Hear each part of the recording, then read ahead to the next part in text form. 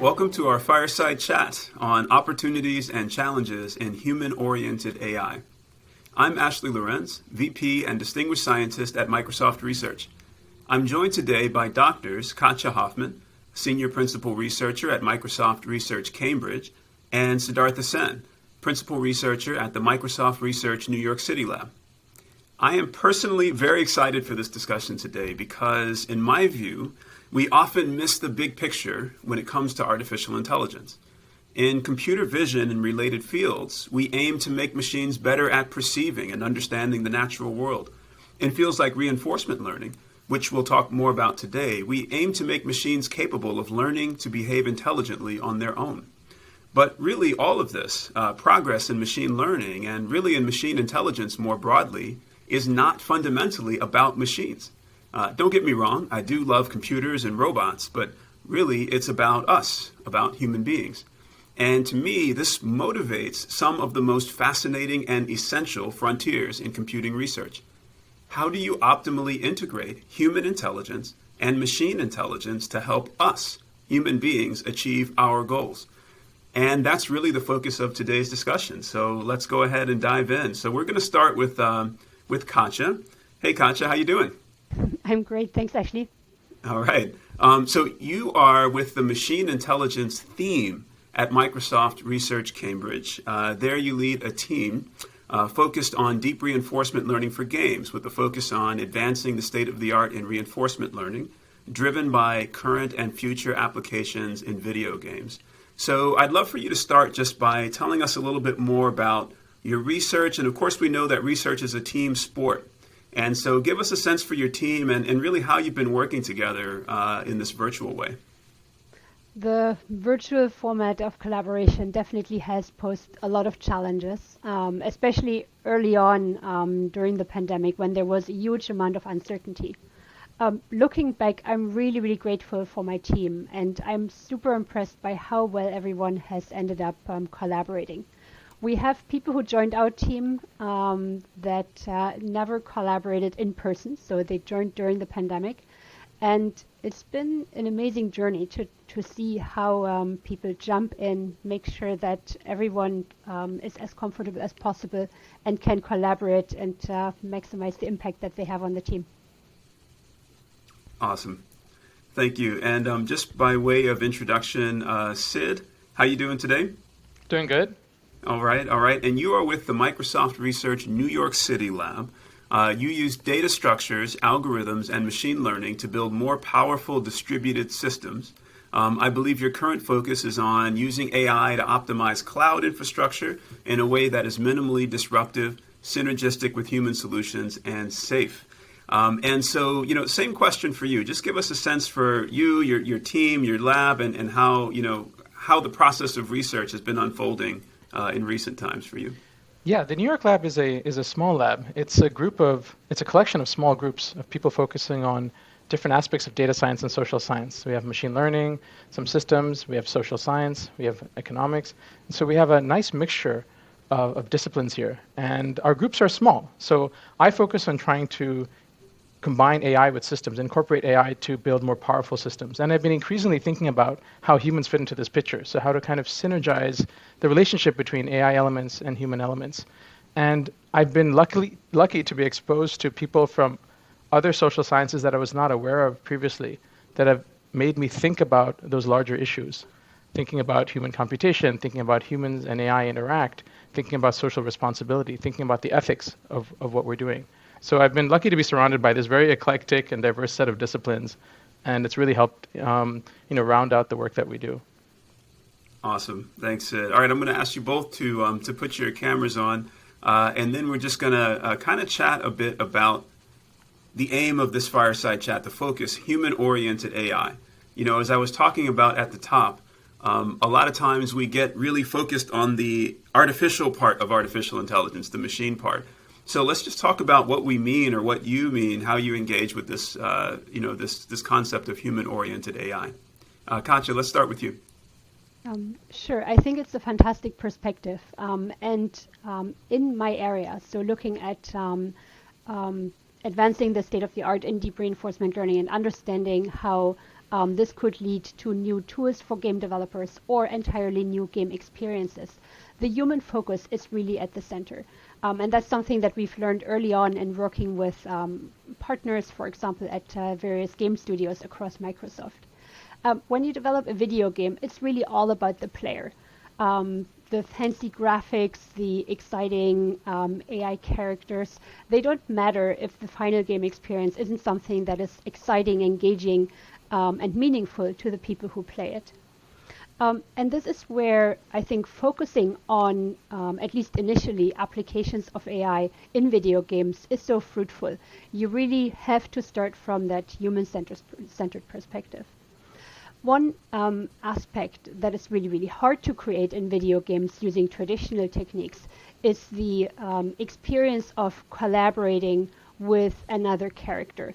It's something that is really, really hard to capture if you have to hand code it, because it's so hard to predict what a human player might do and how they might want to engage in that game. And this is why we take as our North Star focus the goal of creating a character within a video game that can genuinely collaborate with a human player inside a team. But this is not only relevant within video games. A lot of the AI applications that we're dreaming about today are really focused on having AI interact in human-centered environments. Think about self-driving cars. Unless we have entirely different traffic systems for AI drivers and human drivers, those will have to be shared. And so it's really, really important to understand how AI agents will ultimately be able to genuinely collaborate with the human, within the human environment that they're supposed to be useful in. And even further out, I think there are some really, really hard challenges that ideally we need whatever AI is best at and what humans are best at. And we'll need to be able to integrate and form a kind of symbiotic relationship. And I see huge potential for the kind of research we do to ultimately enable that vision. Very, very exciting. Sid, let's hear from you. What's your perspective on human-oriented AI? Yeah, I really like what Katja said about finding that right balance between humans and AI. I think this question first came up to me when I started reading papers about classical data structures and how machine learning models were kind of replacing them. And as a data structure person, I was a little bit taken aback. I was like, hold on a second. We can do a lot of things a lot better than machine learning when it comes to these kinds of data structure designs. And so that got me started thinking about what is the right balance between the two things. And I realized that there's some aspects of the problem that AI is better at, and some aspects that human design still supersedes. And so finding the right integration has been something that I've been thinking a lot about recently. And then the topic of games came up in my work through interactions with colleagues, and I realized that some domains and some game domains are a great playground to investigate some of these ideas. So a lot of my work focuses on chess and the relationship between humans and chess. And the reason I like looking at that game is because it's not a fully solved game. Yet we have AI that has superseded human performance since 2005 to 2007, and yet humans still play it. So many people play it, and there's all this public data. So instead of having the AI just beat us all the time and tell us what the optimal move is without explanation, we thought, can we reorient that AI brain to better understand human play, understand our weaknesses and our strength, and help us develop? And so this kind of led to a whole paradigm of thinking about how can AI be a teacher or a teaching assistant? What are the ethical implications of that kind of relationship, and how do we kind of synergize that relationship so we can kind of elevate humans and make them have, honestly, just a more enjoyable and more productive relationship with the AI engine instead of just one beating the other? So that's really been the springboard for my work on chess and hopefully extending the learnings that we find here to many other domains that are not as safe and simple as the chess domain. Awesome. Yeah, let's just dwell on this point you made about human-machine symbiosis, or symbiosis between human and machine intelligence. That implies that there are some things that humans do better, and there are some things that machines do better. So I would just love to hear from both of you. Just reflect on this for a moment. What do we see as the relative strengths and weaknesses of human intelligence? And then what do we need to really understand about human intelligence to make machines that can optimally collaborate? So Katja, let's hear from you first. Fantastic question. And there's so many dimensions to that. Just to pick out a few, I think the kinds of games that Sid and his collaborators, as well as my team, focus on, they're actually a really interesting contrast there. Chess has been a kind of cornerstone of AI research for the last 100 years, even longer, because for chess, for people, chess is typically considered something quite challenging, quite hard. It has lots of moves. You have to think strategically about many steps into the future. At the same time, it has a relatively simple kind of perception or abstraction component. There are a fixed number of tiles on the board, a fixed number of figures that you can move, etc. So from that aspect, it's relatively simpler.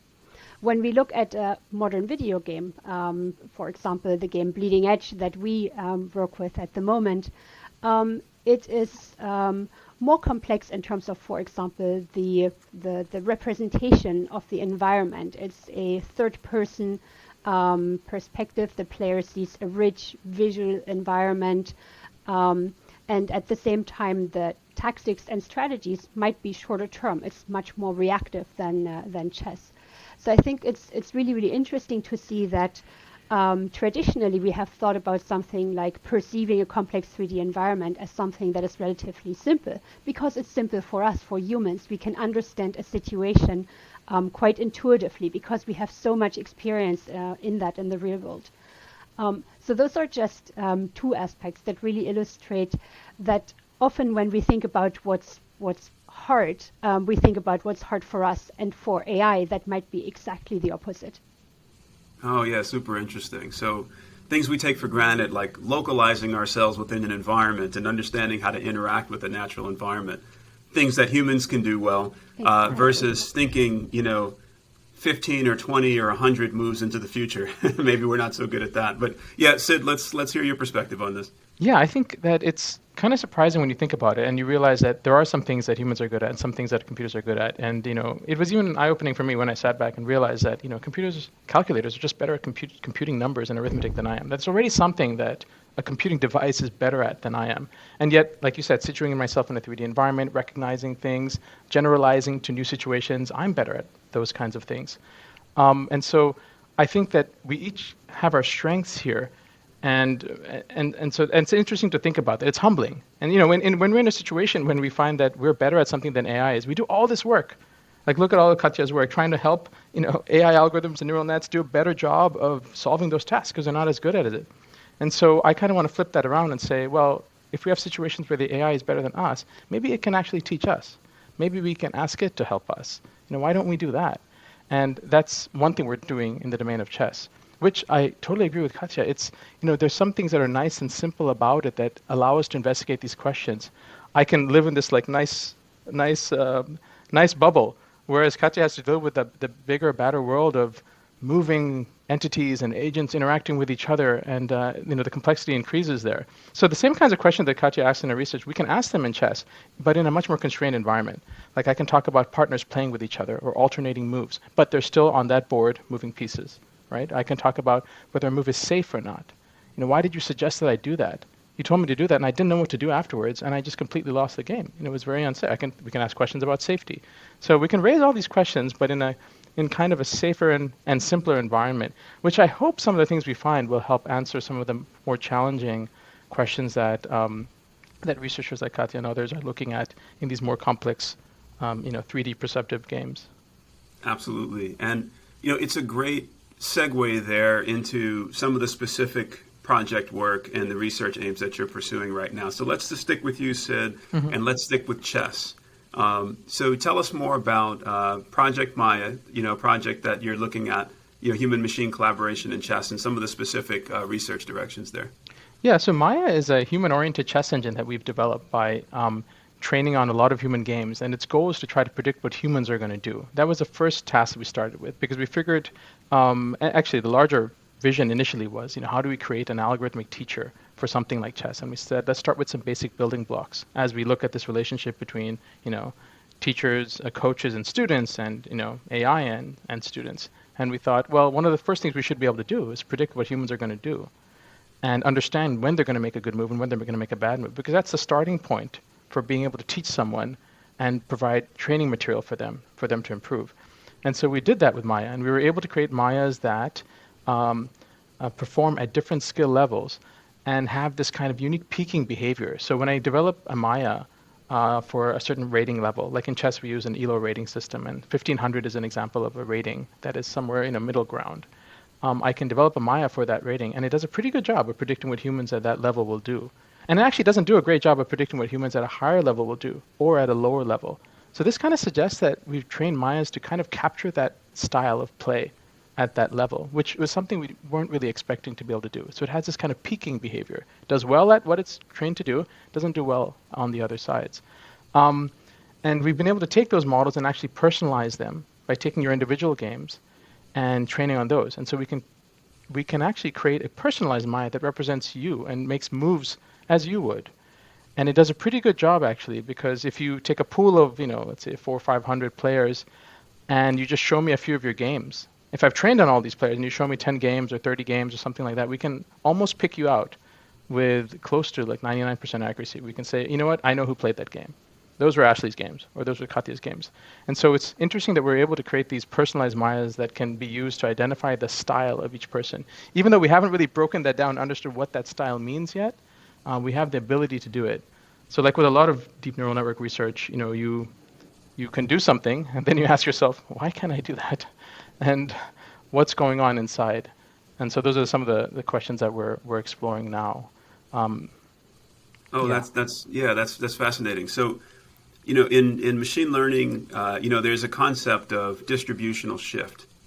And I imagine that this manifests here in this domain. So let's say I'm a player here and you've developed a Maia for me. I'm going to be a kind of learning system in this environment, right? I'm going to maybe learn to improve. Maybe I'm even going to learn to optimize my play based on collaborating with the Maia. So my style and skill level are going to evolve over time. So how are you thinking about that? Yeah, it's a fascinating question. It's something that we've looked at only briefly, but not enough. But you are moving targets and you're evolving. And if you play with Maia, it's kind of weird. You train a Maia, and I can train a Maia for you, and you can start playing it. And then now your neural net in your head is part of it, and it's you're kind of exchanging information back and forth, and it gets very confusing what's going on. But interestingly, most people who play chess online, they actually don't improve that much. It's kind of a sad truth. They stay pretty level throughout. And that's because a lot of them are playing recreationally. They're not really training and studying. And that's something we want to change. So we have a lot of data from people where they're staying at the same level. So that gives us some stationarity to work with, to train something. But you're totally right. If someone starts changing and improving, then our boss will not be doing as well. Which is kind of why, interestingly, some organizations have reached out to us to ask us if they can use some of our technology to help detect cheaters online, because playing online games, it's very easy to just have an engine running and follow those moves. Unfortunately, people sometimes do that, and so they're saying, oh, if you've characterized a person, maybe you can tell me when they make moves that are uncharacteristic of them. So it's an interesting question you ask, and I don't think we've done enough longitudinal studies on people who have improved over time. But that's something we're trying to do now, actually, to get older data and see people who've kind of gone up and improved over time. Mm-hmm. And before we go back to Katja, just let's take one step deeper into Maia and just tell me a bit about the methods that you're really excited about that are helping to address some of these challenges. Yeah, so Maia takes deep neural networks that have been used in deep reinforcement learning architectures for chess, such as AlphaZero and the open source version Leela. It takes those brains and kind of reorients them towards not predicting the best move, but predicting what a human move will do. So we change the task from a reinforcement learning task to a classification task, which is saying, okay, I have a set of moves that humans have done. Try to learn what those moves are. But we use the same brain as the neural networks that are used in the deep RL solutions for chess. Interestingly, deep RL solutions for chess combine these neural networks with a search through a game tree. And we found that disabling that search actually helps us, that we're able to predict human moves better without doing that kind of RL search. And this is one of the things we're trying to figure out what to do. Why is it that we're not able to capture the search in the way that humans would capture it, and humans would do it, and improve our accuracy? Because humans are doing a search in a game tree. When you're looking at a board, you're thinking out a couple of moves. You're saying, if I do that, they might do that. Well, what if I do that? You are doing a kind of search through this game tree, which is what the RL solutions are trying to capture.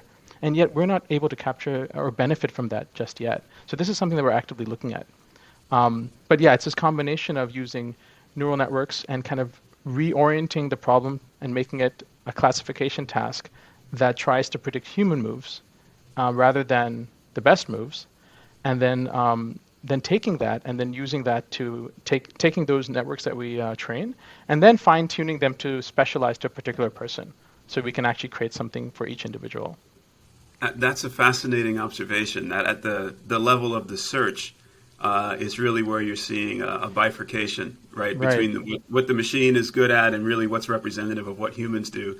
And maybe there's just something fundamentally superhuman about the breadth and the depth of the search, versus what people can do.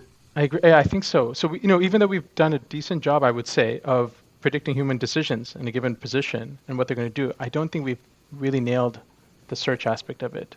And I really want to understand, how do we come up with more human-like search rather than the computer-like, deep tree search that you were talking about earlier, that that seems to distinguish and separate us from the AI. Fascinating. Thanks so much, Sid. All right, so Katja, we're going to turn back to you, and we're going to kind of walk a similar progression. So, tell us about Project Paidia, which I know is one you're very focused on now, and how it relates to what we're talking about today.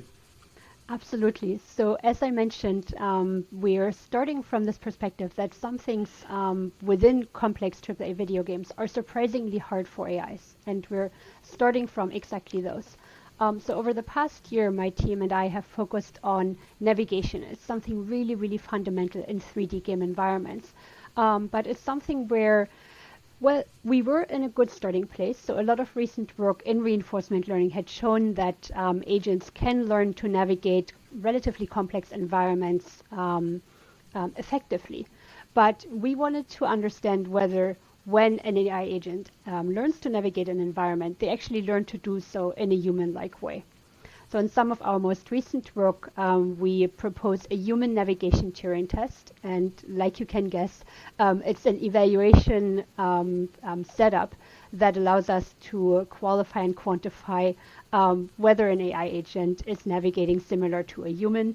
Ultimately, a human judge has to tell us which of two videos is more likely to be produced by a human or an AI agent. And we were able to show that in this setup, even reinforcement learning agents that are state-of-the-art, that navigate very, very effectively, can actually be very easily distinguished from a human navigating that same environment. It turns out there are quite systematic differences. People don't always pick exactly the shortest path. There are lots of biases that come from how we interact with the real world that affect how people actually navigate.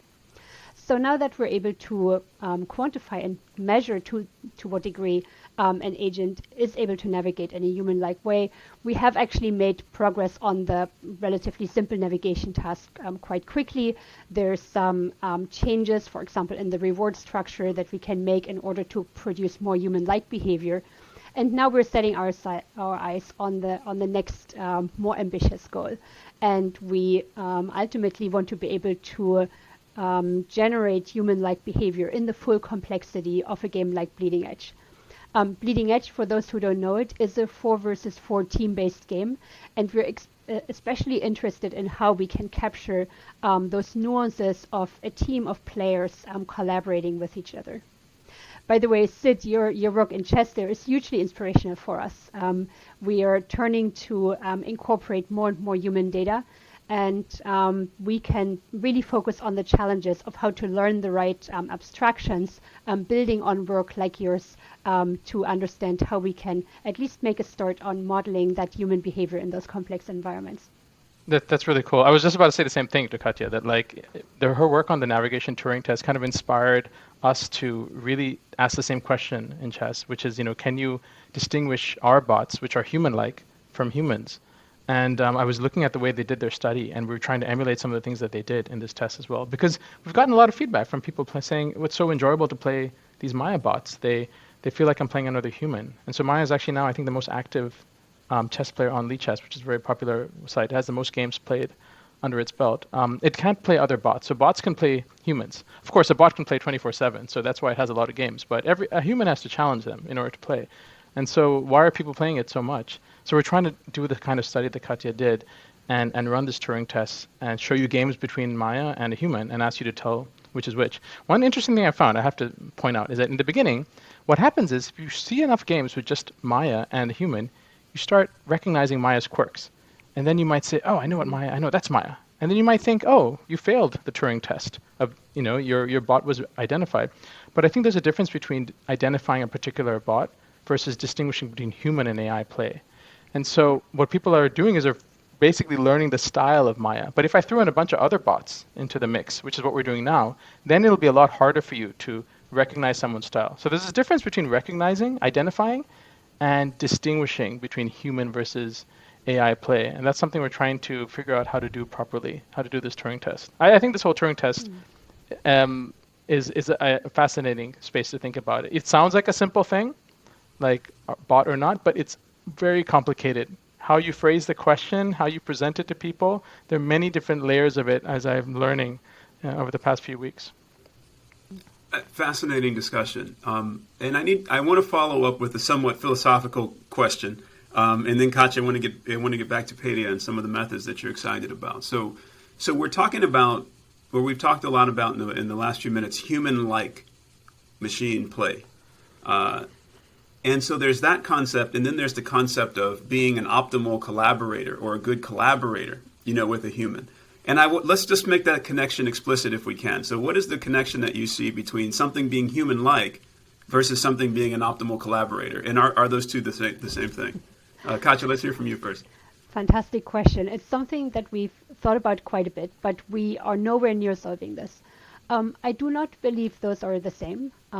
There's some really interesting work that shows, for example, how you could create an AI agent that is not at all human-like, but that is trained to be as supportive as possible. So you could imagine that maybe in certain situations could be the ideal collaborator, and that wouldn't necessarily be exactly human-like, because usually in a human-human team play, you would see a more balanced type of relationship. At the same time, we recognize that we don't really know what makes an optimal collaborator in a more complex situation, like the games that we've been talking about. And so we are making a bet here that is essentially that if we can replicate or become closer to replicating human play, we may be able to capture at least the degree to which humans can collaborate with each other.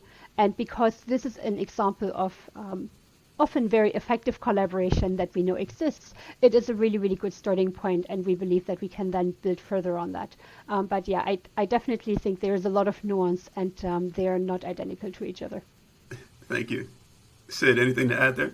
No, I think I agree. I think they are different. And it's a fascinating question to ask, actually. I didn't really think about it that way. When you put it that way, actually, it makes me realize that, yeah, we are trying to create agents that work well with humans, but what will they look like at the end of the day? Will they actually look human-like when you do that? I don't know the answer to that. We have a bunch of experiments we're running now where we train with human games, and we interpose, we alternate between a bot and humans, and we see how they kind of evolve. And if their goal is to win the game, the idea is to see, well, suppose I tell you that every other move, or randomly, a human will come in and make a move, or a bot will come in and make a move. What kind of player do you become? Do you play more safely, more defensively?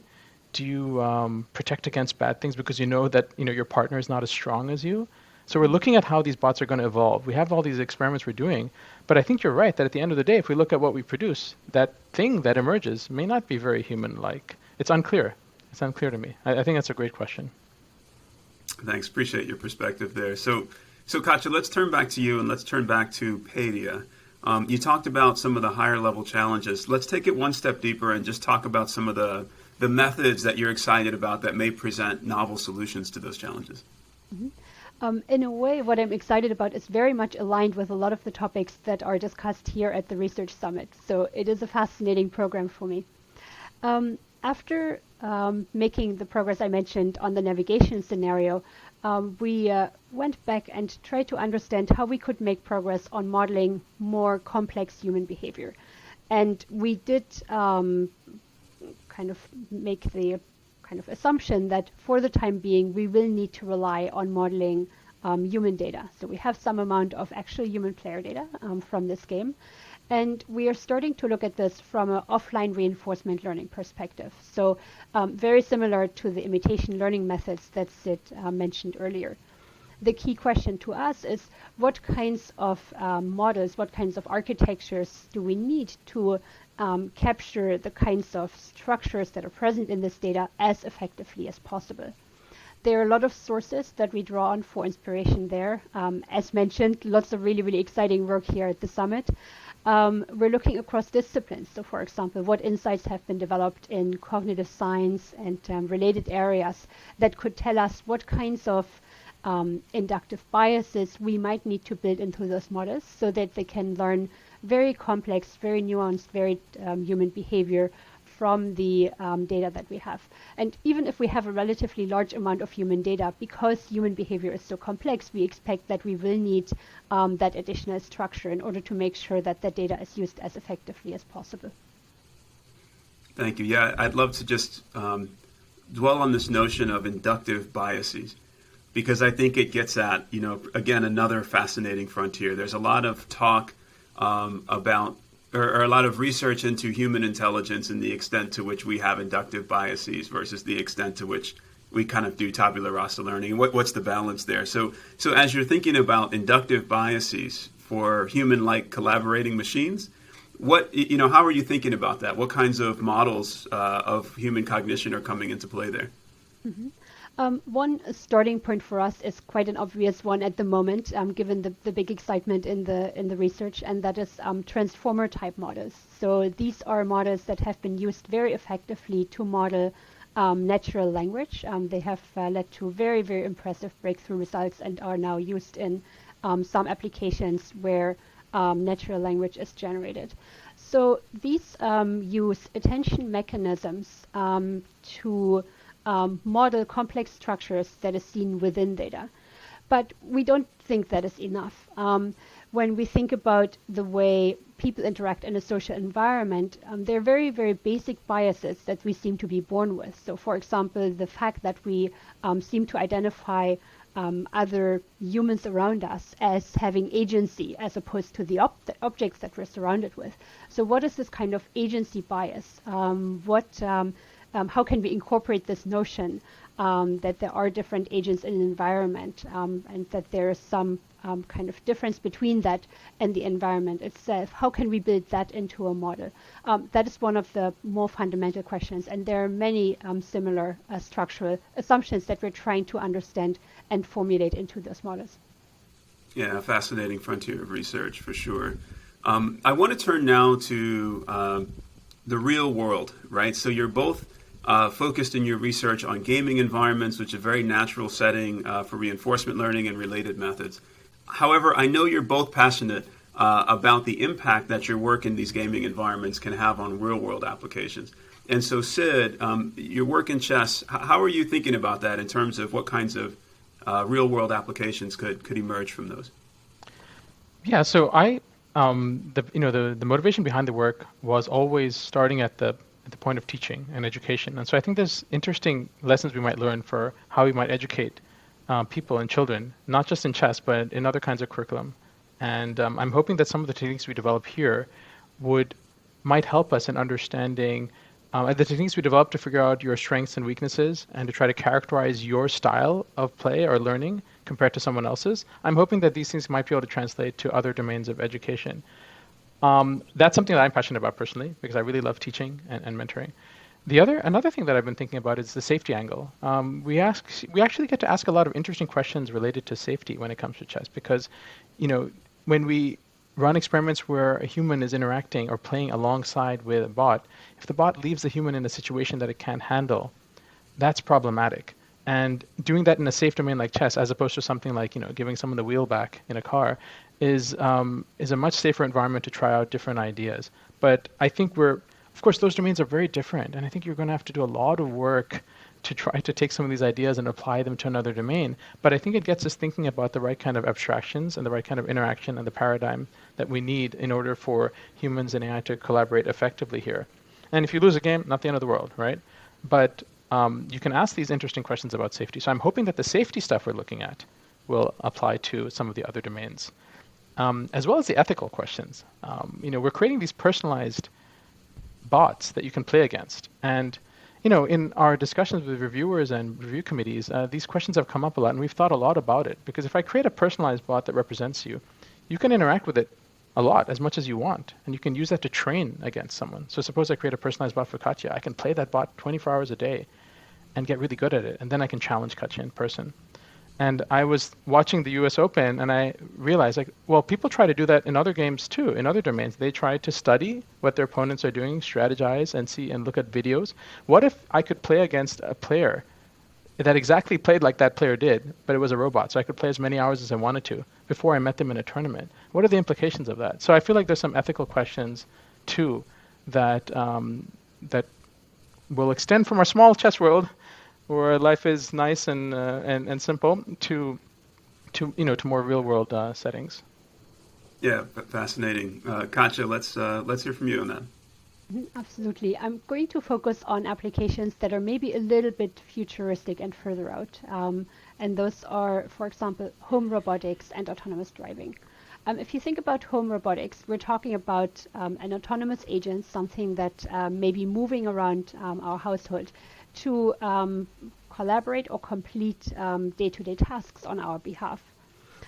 In that kind of application, it's really, really important for that agent to have an understanding of what the humans around it may do. And again, the questions about safety here that Sid mentioned are really, really important. If the agent, for example, doesn't know that I might reach across and be in its path, it might run into me. It might cause injury. So even there, the question of how might humans navigate that space, how do they interact in those complex 3D environments, is really, really important. So even before we get to questions around how do we effectively collaborate, we need to solve questions around how can we predict what humans in this environment might do in order to safely complete those tasks in that environment. And again, as mentioned earlier, that is something that people do quite intuitively and automatically, so we don't necessarily think about how hard it is, but we typically do have some kind of notion of what the people around us may do, and that enables a lot of that safe interaction as a precursor to effective collaboration within those environments. Maybe a little bit closer to home, I think very similar principles apply if we want to effectively collaborate with virtual assistants. And so I see the trajectory as moving from gaming to effective collaboration in virtual environment, eventually to those real world 3D environments that I mentioned earlier. Thank you. Yeah, as we enter our last few minutes here, one of the fundamental challenges I can see on this frontier of human-oriented AI is just the stunning breadth of what it means to be a human being, and the diversity there. The ways we identify, the ways we solve problems, the societal context in which we solve those problems, et cetera, our physical abilities, our cognitive abilities. How are you confronting this diversity of what it means to be human when you think about human AI collaboration? How are you thinking about that, Sid, and taking that into account? I think I'm in awe of it, honestly. I feel like it's such an amazing thing that I model all my research around it. Because all my research you'll see has an analogy towards how parents and child interact, which I still feel like is just a fascinating thing to watch. So every time I talk about safety, it's always about the parent and the child. Both are adapting. One is trying to protect the other, but still let it learn. I shouldn't use the word it, but you know what I mean? Let them learn and evolve, and you gain a trust. This is a continuous kind of adaptive process. And I don't think we have that kind of paradigm, by the way, properly studied in our systems, where we have AI agents that are learning and doing things, and we need safeguards to interact with them. And I think when I think about how should that safeguard act, should it be a fixed thing? Should it be adaptive? Should it look at how well things are? Does it need to know everything that agent is knowing? Whenever I think about those kinds of questions, I always think about people, humans and parents and kids, and how they do it.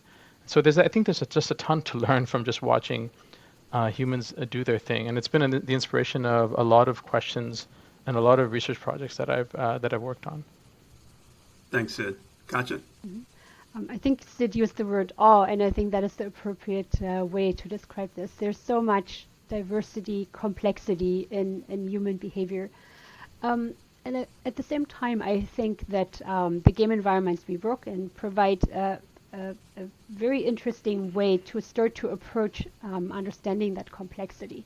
It allows us to start tackling questions such as quite technical questions around the kind of training data that we use. How can we make sure that when we when we start to learn from mimicking human behavior, that the data sets we use reflect, even if it's not possible to reflect the full diversity of human play in that particular situation. How do we at least approach that? How do we make sure that our data sets aren't too biased towards one particular group or type of players?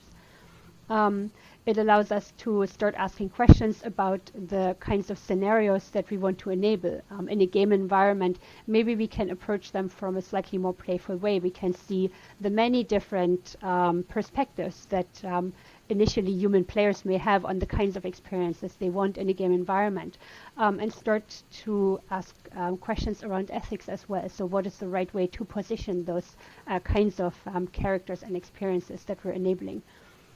So, as Sid said, I'm in awe of the complexity of human behavior and the challenges that our research poses in those settings. But I also think that we have a really, really interesting starting point for addressing some of those questions. Thanks, Katja. And yeah, I think maybe that brings us to a close, and maybe just highlights the fundamental challenge in this area is that breadth, and the fact that, the human agency can take so many forms. And, again, that highlights the challenge, but then also the opportunity. I think if we can, increase our focus on this aspect of human-oriented AI, and really help to democratize the technologies, but then also, leverage the technologies to help democratize all these different aspects of human life and what people can accomplish. So I'm really grateful for the talk we've had today and for the work you're both doing in this space. So thank you very much. And thanks for having us. That was a lot of fun. Thank you. It's been a huge pleasure. Thank you both. Awesome.